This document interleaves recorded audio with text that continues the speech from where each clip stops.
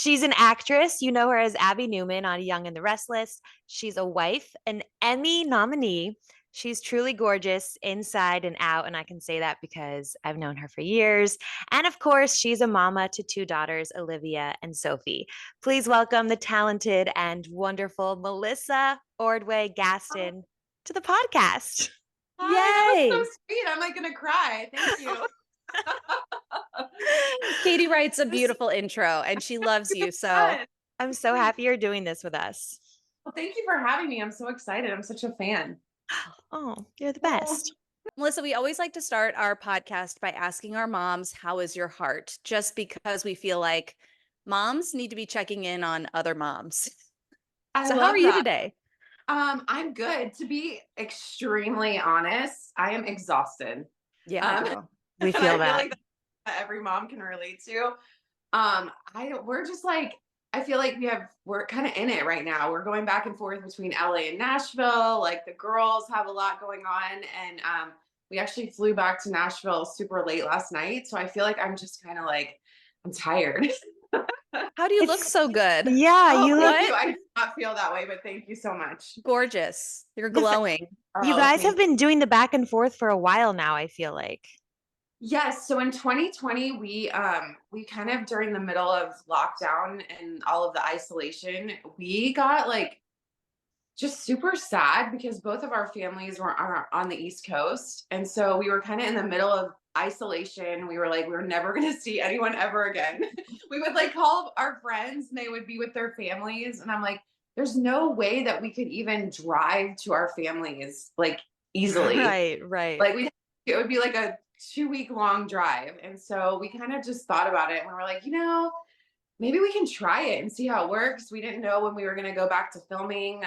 We thought we were going to have a really long hiatus, and we were one of the first shows back. I think we were the second show back, but we ended up buying a house and we kind of just love it here. But we love LA too. So we're actually mostly in LA, but Nashville is just a great place. Yeah, it's beautiful there. Yeah. Um, okay, so I'm so excited that you're doing this with us because I love your story so much. But I feel like for those who don't know your story, we should start with you kind of sharing your journey to becoming a mama to Olivia and Sophie in your own words. Yeah. So we Justin and I got married and I was like, oh my gosh, we want to have kids. And we didn't like start actively trying, but we weren't like not trying to have a Right. baby. And so after several years of just not getting pregnant and so many friends like just being super excited for our friends that were getting pregnant and like hearing, oh yeah, I'm so happy for you. And then every month, like, well, it didn't happen for me this month and being super bummed. I remember sitting in church and adoption had always been on the back of my mind. But it was something that I felt like, where do you even begin? Like, where do you start with this process? Where do Mhm. you start with the journey? Is it even something that's doable? And we're sitting in church, and I actually like felt like I could hear God tell me, like, you need to adopt, like, you have to pursue this. And so I was like, oh, I kind of just pushed it to the side. And I was like, I don't know, like, that's kind of crazy. Like, maybe it's just, who knows what that voice even was. And so it just kept like, not getting pregnant, going to the doctor. Everyone was like, everything's fine. You should be getting pregnant. Like there's nothing wrong. And so ended up like talking to a coworker of mine and he was having a baby with his partner through a surrogate. And I was like, did you guys ever think about adoption? And he was like, no, but my friend just adopted and I can connect you with them. And they have like all of these resources. So he ended up connecting me with this woman who can as an adopt she's called the Adoption Insider, and she came to our well, I called her first and she was like, yeah, I'd love to come to your house and like talk to you about it. And I was driving up Laurel Canyon and I was listening to Dr. Laura and the radio just like cut out. Like it just wasn't working anymore. And I was like, that's so weird. So I just started praying and I was like, God, if this is something that you want for our family, if you want us to adopt, like I just need a sign. I just need you to tell me. And the radio cut back on and it was like a completely different caller that had been on before. It was like nothing this it was almost like a different like episode. And the Dr. Laura was like, the email of the day is from John. And he writes in to say, "Thank you, Dr. Laura, for helping me decide to adopt." Wait, I Like, never knew that this is yes, like, thank you. wow. Like, you really like helped us make our decision. Adoption was the best thing that ever happened to our family. And it kept going on. I started bawling. I called Justin and I was like, we have to do this. Like, we have to. Like, how random is that? And so we talked to this adoption insider. She came to our house. We ended up meeting with a lawyer. And literally the whole process, we retained the lawyer in February, and Olivia was born in April. It was like 2 months. So she was just waiting for us. It's Meant to be your daughter. Yeah. meant to be ours. The best thing that's ever happened to me, other than Sophie, who then, surprise, I got pregnant when Olivia was 1 year old, and year old, Isn't that and how God works though, in such Yeah. yes, mysterious and surprising ways? yes, as you know, uh, um, Yep. so crazy. Ended up getting pregnant a year later, and then yeah, now we have two girls who are best friends. What a And beautiful story. they're both the best things that have ever happened to me. And like, honestly, I was like, I think that Olivia was just waiting for us. Like, and if had the story have gone differently and I had gotten pregnant first, I don't know if I ever would have adopted. And everything happens for a reason, for sure. For sure. Yeah. That's such a good message. Katie and I Mm. have both had losses. And by the way, we're both pregnant, as you know, and I know. So just congratulations. A little was bit. literally like, I'm going to start ugly crying. That's the most beautiful story, but it's so true. And it's such a good message for everyone who's listening and maybe struggling. We had losses, and neither of us would have our daughters today had the story gone differently. So I love that so much. And thank you for sharing that, honestly. Um, yeah, sorry, such an emotional mess. But Because like when we were like even thinking about adopting, they were like, it could take years. You just never know. Like you have no idea. Yeah. And so we're like on this journey, we thought, okay, we're gonna maybe have a baby in like 2 to 5 years. Who knows? Like we were totally open to whatever. And then the lawyer called us like a couple weeks later, and he was like, I actually have a birth mom that wants to meet with you if you're ready. We're like, yes, yes, we're ready. We've been waiting. So yeah, it's crazy. oh, that's amazing. I love that so much. You have 1,000,001 fans. You're a Oh, regular on Young and the Restless. So I mean, anyone who knows anything about daytime soap operas knows that taping schedule can be really, really grueling. So for all of our working moms out there, just kind of can you give us a little insight into what a typical day looks like for you as a working actress and a mom of two? well, honestly, it's the best job ever to have as a mom and an actress, because we first of all, it's a total family there. We've all like had babies together. We've all been on the show for so long. So everyone's super supportive of moms and kids, and like they're like, "Oh, do you need to bring your kid to work today?" Like they really are amazing. But we only film four days a week, which is pretty amazing. We always have Mondays off. And it kind of just a day could look different, like just depending on your storyline. We film an episode and a half a day. So if you are kind of in a lot of the episode, your day could be super long and you could be there from like 6 a.m. to like 8 p.m. But those days are very rare. Like, especially for an actress, like the schedule is just amazing. Cause like, for instance, yesterday I went to work at 6 a.m. and I was done at 10 a.m. So it just kind of depends. There's a lot to learn. So your work kind of happens more at home, having to learn all of the dialogue. So you're prepared to get to work, or prepared to film when you get to work. And it's, you get one take.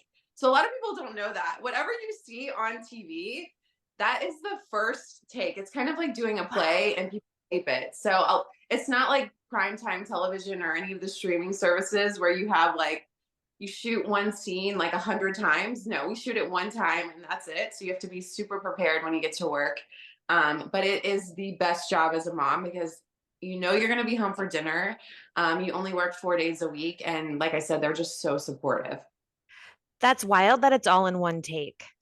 One take. Yeah. Because It's crazy. yeah, with everything else that shoots, there's like multiple angles and then they switch camera shot. Like, wow.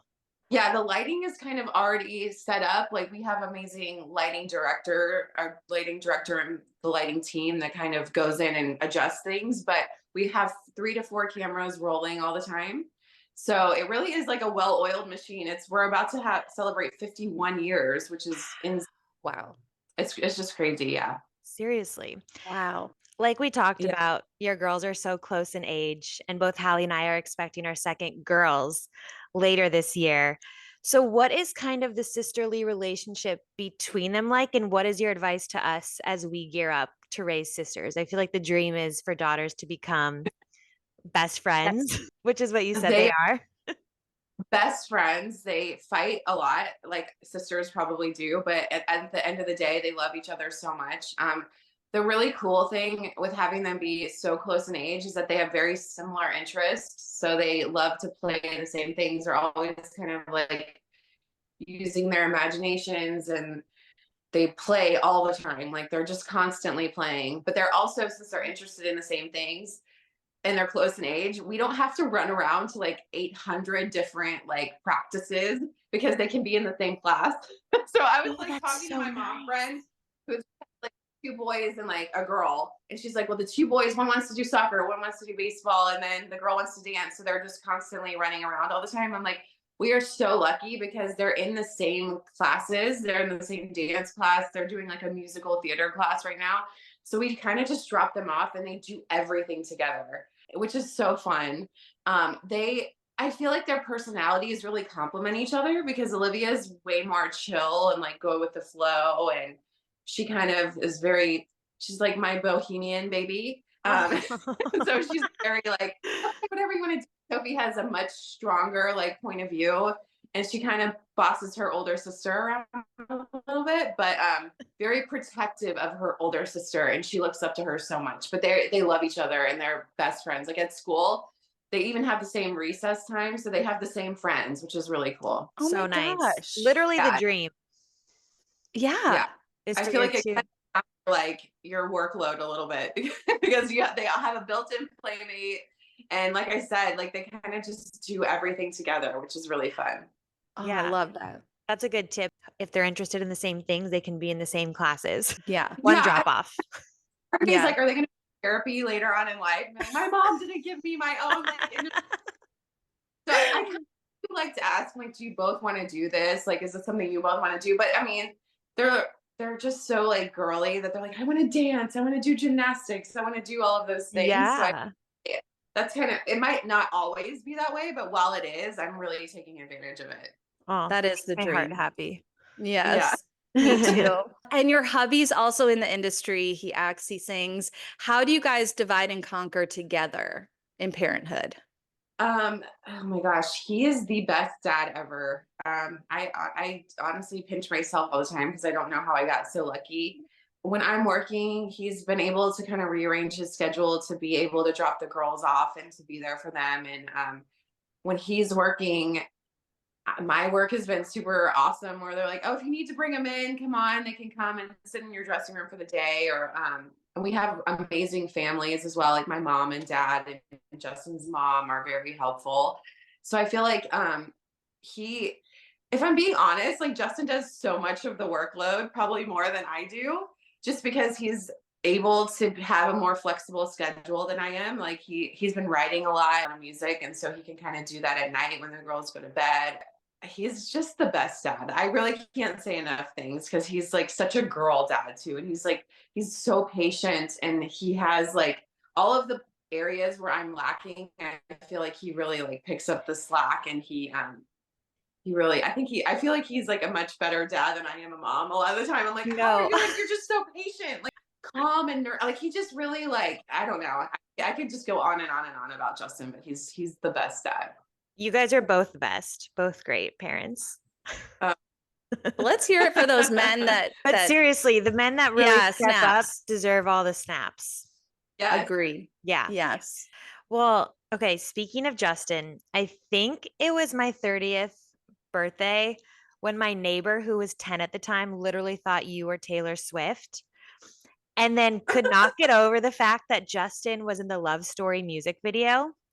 So I need to know if your girls are Swifties, if they've seen the Love Story video, or what are they into? They are such Swifties, and it's actually come back around because, like, for the longest time, no one really talked about Love Story. And then the Eras tour came into play and everyone started going to the shows again. And literally everyone in, like, I think when Olivia started second grade, I think her like line when she started school was like, and by the way, my dad is Romeo in the Love Story video. Like she tells everyone, so proud of him. Like they like all the time they're like, oh, did you know my dad's in the Taylor Swift Love Story video? And I'm like, yes, he is. And then Justin's like, yeah, I am. Like The best claim to fame ever. I love Taylor Swift. We're a big Swiftie family for sure. Yeah. Yeah. We're Yeah. starting young with Kaya, trying to play her the Taylor tunes and get her up Especially to speed. like, old Taylor, like so good for kids. I feel like they Yeah. love. So Yeah. wholesome. Totally. Yes. Love Story, Enchanted, all those songs. I feel like Yes. Kaya lights up when she hears them. I'm like, You know "All right, we why, can stay on Katie? this." Katie, she lights up because she was hearing it in the womb. Yeah. Katie was playing Swiftie. She was playing Taylor she was setting her up to be a Swiftie when she was in the womb. That's true. When she was born in the hospital, I was like, can we play some Taylor Swift, please? Yeah. Why I'm not? Can just I kidding. birth this child? Yeah. What a Oh, good story, though. that's When so Justin great. goes, all the girls are like, we saw you in the Taylor Swift Love Story video. Do you know her? Can you call her? Yeah, He's can like, you FaceTime her? Eras tour tickets? Right. yeah. That's so funny. That's so good. You said your girls are into dancing and gymnastics, which is industry adjacent. And because you Yes. guys are both in the industry, have you seen any signs of them wanting to follow in your footsteps and get into acting? Or yeah, how do you feel Yeah. about that? Well, so Sophie just did this little paper at school and I was like, what do you want to be when you grow up? She used to always say dentist. She was always a dentist. And then recently she wrote actress and I was like, oh no. Um you know, that's what she wants to do. 100%. I'll support her. I would not like push that on them because it's not an easy business, as we all know. Anything in the entertainment industry is just so hard, and we've gotten so incredibly lucky that we've been able to support ourselves doing what we love and acting in this business. But like, yeah, if she wants to be an actress, sure. Olivia says she wants to be an actress, and I actually think she'd be an amazing actress. But she is really into like party planning right now, so that's kind of her thing. But they're both in a musical theater class, and they're about to be in a production of Annie. So we'll see how that goes. See if they still want to be an actress after they have to go on stage. Annie's a great play, great soundtrack. 10 out of Yeah. 10. I've heard Hard Knock Life like a million times in the past week, so I'm very familiar with that song right now.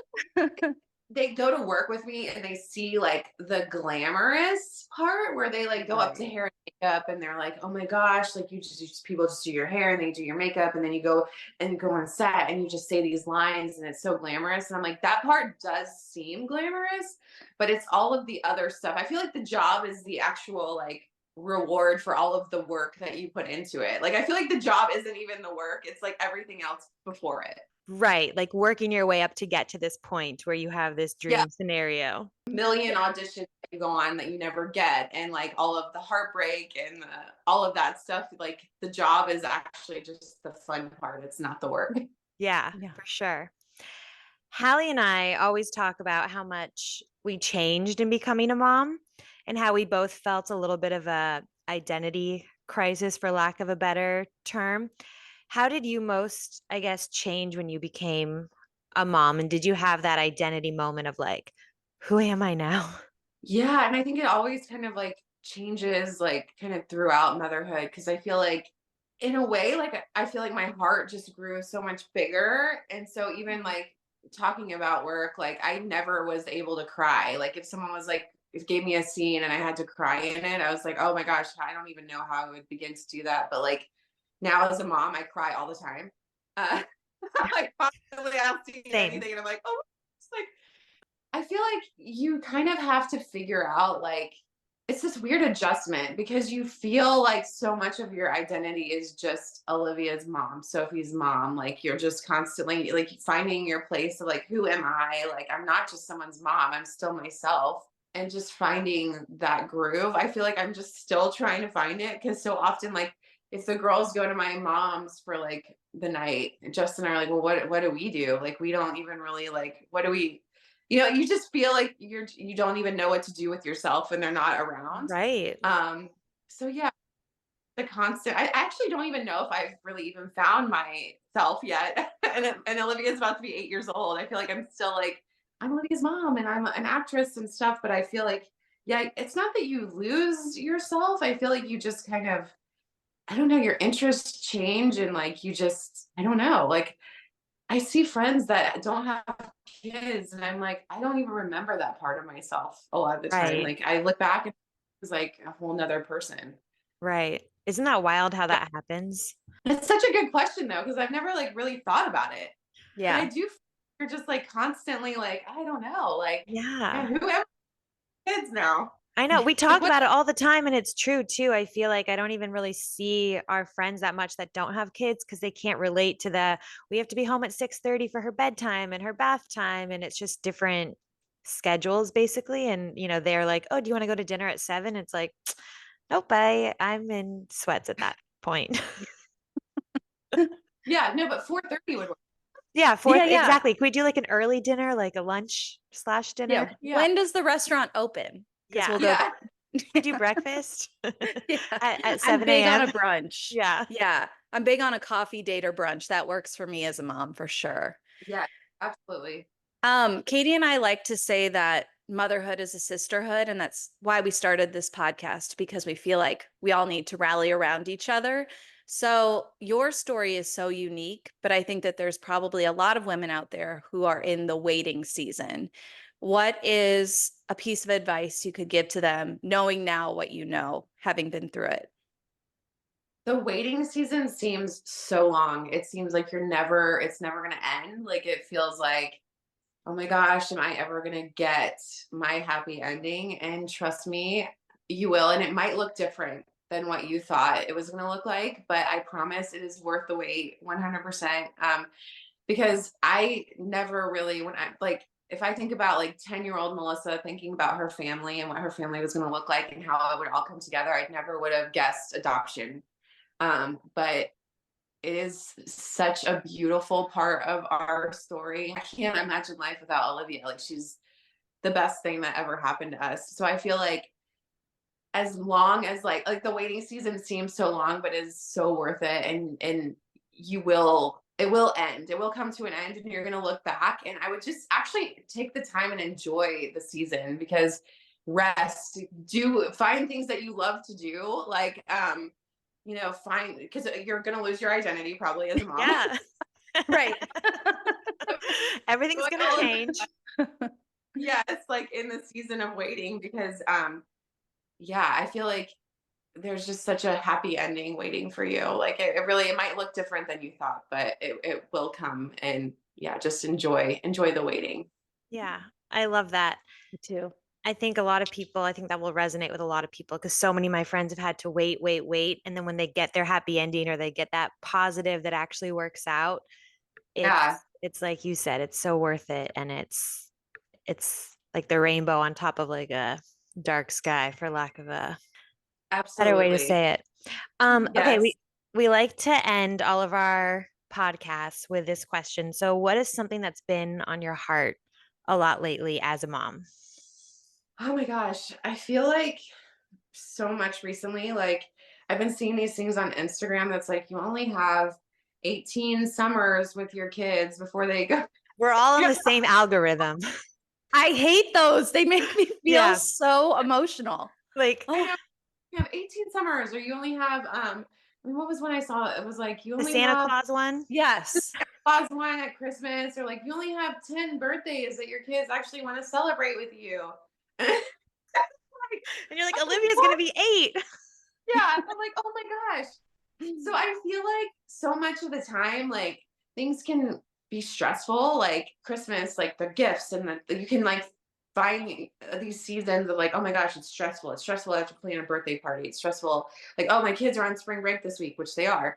Uh, what are we gonna do the whole time? Like, Right. what find activities?